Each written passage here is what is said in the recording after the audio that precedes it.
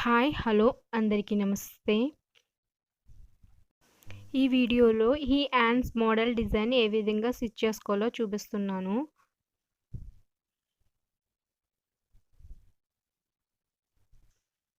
ముందుగా పింక్ కలర్ని తీసుకోవాలి. 12 పాయింట్స్ తీసుకోవాలి. వెడల్పు పొడవు 8.5 తీసుకోవాలి. మీకు ఎంత పొడవు కావాలో అంత పొడవు తీసుకోవాలి. ఇప్పుడు క్లాత్ని ఈ విధంగా ఫోల్డ్ చేసుకోవాలి. బాక్స్ టైప్లో ఫోల్డ్ చేసుకుని 3 బాక్సెస్ వచ్చేలాగా హ్యాండ్స్ని ఈ విధంగా స్టిచ్ చేసుకోవాలి. మీరు కదలకుండా ఉండడానికి ముందుగానే ఈ విధంగా ఫోల్డ్ చేసుకుని పిన్స్ పెట్టుకుని తర్వాత స్టిచ్ చేసుకోండి.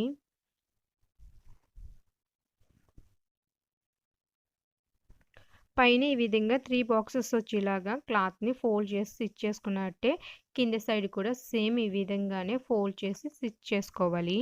స్ట్రైట్ క్లాత్ని తీసుకోవాలి.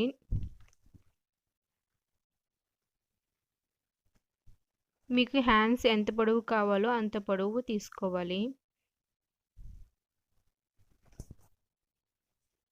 ఇలా 3 బాక్సెస్లా స్టిచ్ చేసుకున్న తర్వాత పొడవు 9 పాయింట్స్, వెడల్పు 32 పాయింట్స్ తీసుకోవాలి. మీకు ఎక్కువ బాక్సెస్ కావాలంటే ఇంకా ఎక్కువ క్లాత్ని తీసుకోండి. క్లాత్కి సెంటర్లో కటింగ్ చేసుకోవాలి. సెంటర్లో కటింగ్ చేసుకుని సెంటర్లోకి వచ్చేలాగా ఈ పింక్ కలర్ని ఈ విధంగా చూపించినట్టుగా యాడ్ చేసుకుని స్టిచ్ చేసుకోవాలి. క్లాత్ పైన ఈ విధంగా క్లాత్ని ఫోల్డ్ చేసి స్టిచ్చింగ్ చేసుకోవాలి. మీకు కావాలంటే ఎల్లో కలర్ క్లాత్ని సెంటర్లో కట్ చేసి పింక్ కలర్ ముక్కని యాడ్ చేసుకోవచ్చు. కానీ నేను ఎల్లో కలర్ కట్ చేయకుండానే దానిపైనే క్లాత్ని యాడ్ చేశాను. తర్వాత ఎల్లో కలర్ 3 బాక్సెస్ లేదా 2 బాక్సెస్ వచ్చేలాగా సేమ్ పింక్ కలర్ని ఏ విధంగా స్టిచ్ చేసుకున్నామో బాక్సెస్ కింద ఫోల్డ్ చేసుకుని క్లాత్ని సేమ్ ఆ విధంగానే క్లాత్ని ఎల్లో కలర్ క్లాత్ని ఫోల్డ్ చేసుకుని బాక్సెస్ లాగా స్టిచ్ చేసుకోవాలి.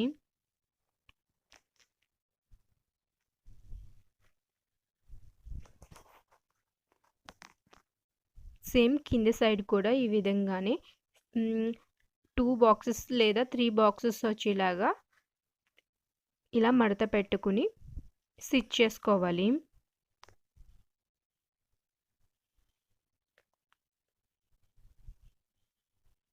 ముందుగా ఈ వీడియోని లైక్ చేయండి. Please like.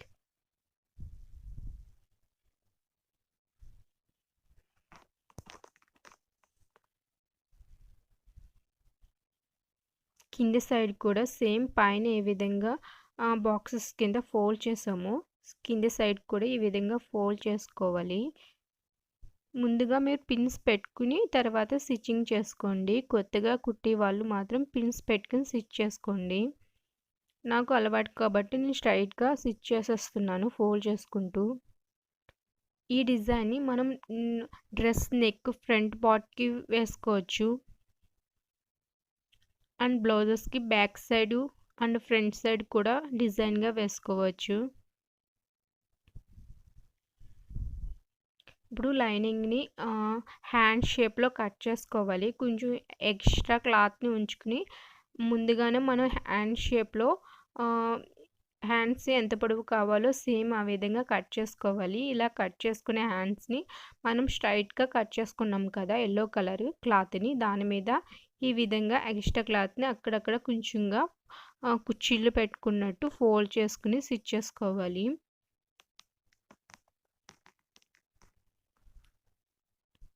ఇప్పుడు హ్యాండ్స్ మనం ముందుగా హ్యాండ్ షేప్లో కట్ చేసుకున్న క్లాత్ ప్రకారం లైనింగ్ ప్రకారమే పై ఎక్స్ట్రా క్లాత్ మొత్తం రఫ్ తీసేసుకోవాలి. ఈ క్లాత్ని ఈ విధంగా రివర్స్ చేసుకోవాలి. ఎందుకంటే డ్రెస్ క్లాత్ షోల్డర్స్ దగ్గర గుచ్చుకుంటుంది. సో జిగ్జాగ్ మిషన్ లేని వారు ఈ విధంగా క్లాత్ని రివర్స్ చేసుకుని హ్యాండ్స్ దగ్గర డ్రెస్ క్లాత్ గుచ్చుకోకుండా అండ్ ఈసులు రాకుండా ఉండడానికి ఈ విధంగా హ్యాండ్స్ని రివర్స్ చేసుకుని స్టిచ్ చేసుకుంటే ఈసులు రావు అండ్ గుచ్చుకోకుండా ఉంటుంది. అండ్ ఖర్చు కూడా కనిపించదు. చూడండి ఈ విధంగా ఉంటుంది. ఖర్చు కనిపించకుండా నీట్గా ఉంటుంది.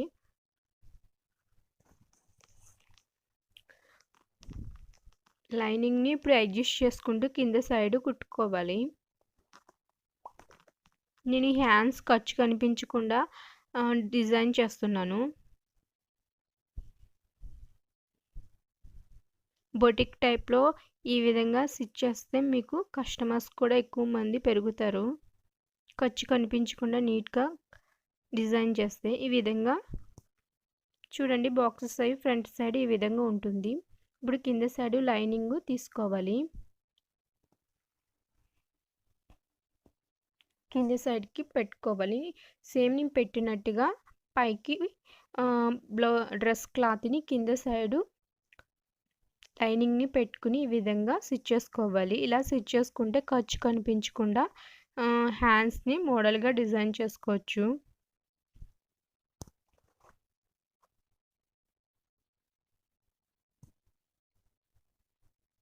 మీకు పొడవును బట్టి చిన్నగా కావాలంటే ఇంకా చిన్నగా కట్ చేసుకోండి. ఇప్పుడు ఇలా కట్ చేసుకున్న తర్వాత చిన్న చిన్న ఇలాగ 3 పాయింట్స్ ముక్కల కింద పీసెస్ కింద కట్ చేసుకోవాలి.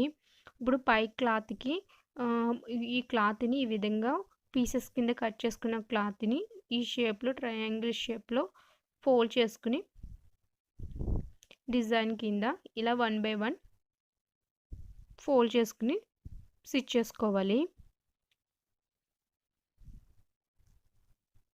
మీకు ఏ డిజైన్ కావాలంటే ఆ డిజైన్ని ఫోల్డ్ చేసుకుని సేమ్ ఈ విధంగానే యాడ్ చేసుకుని స్టిచ్ చేసుకుంటే ఈ డిజైన్కి ఉన్న ఖర్చు కనిపించకుండా డిజైన్ నీట్గా లుక్గా కనిపిస్తుంది. ఇప్పుడు ఎక్స్ట్రా ఖర్చు మొత్తం రఫ్ మొత్తం కట్ చేసుకోవాలి. ఈ విధంగా నీట్గా కట్ చేసుకున్న తర్వాత చూడండి ఈ విధంగా రివర్స్ చేసుకోవాలి. లైనింగ్ని కొంచెంగా ఫోల్డ్ చేసుకుని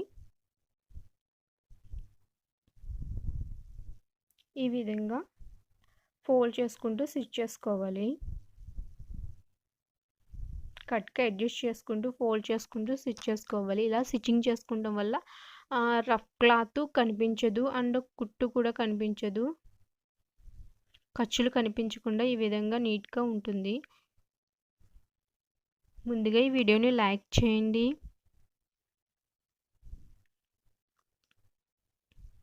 మీకు ఏమైనా డౌట్స్ ఉంటే కింద కామెంట్ చేయండి.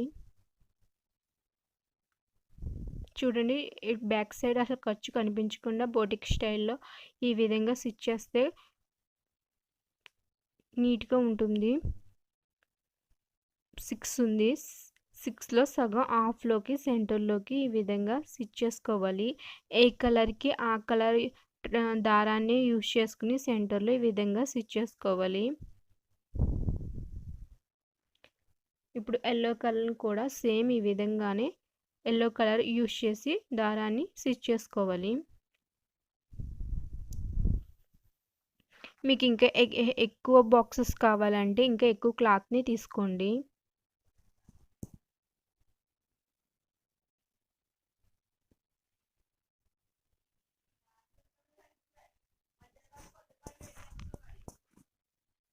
ఈ విధంగా స్టిచ్ చేసుకోవాలి.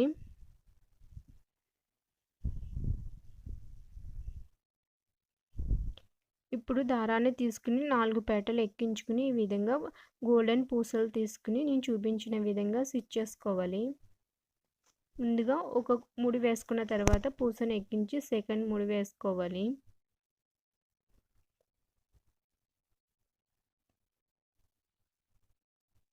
టైట్గా వేసుకోకపోతే హ్యాండ్స్ అయ్యి ఎక్కించుకున్నప్పుడు ఆ డిజైన్ ఊడిపోతుంది. సో ఈ విధంగా మొత్తం బ్లౌజ్ మొత్తం ఈ విధంగా పూసలతో కుట్టుకోవాలి. సెంటర్లో లుక్గా కనిపించడం కోసం కుందన్స్ అంటిస్తే ఇంకా హెవీ లుక్గా కనిపిస్తుంది. ఇలా డిజైన్ చేస్తే చాలా లుక్గా ఉంటుంది. హ్యాండ్స్ అండ్ డ్రెస్ కూడా ఫ్రంట్ పార్ట్ ఈ విధంగా డిజైన్ చేసుకోవచ్చు. ఈ వీడియో కానీ మీకు నచ్చితే లైక్ చేయండి అండ్ సబ్స్క్రైబ్ చేయండి. పక్కన వచ్చిన గంట సింబల్ని ప్రెస్ చేయండి. Thank you for watching.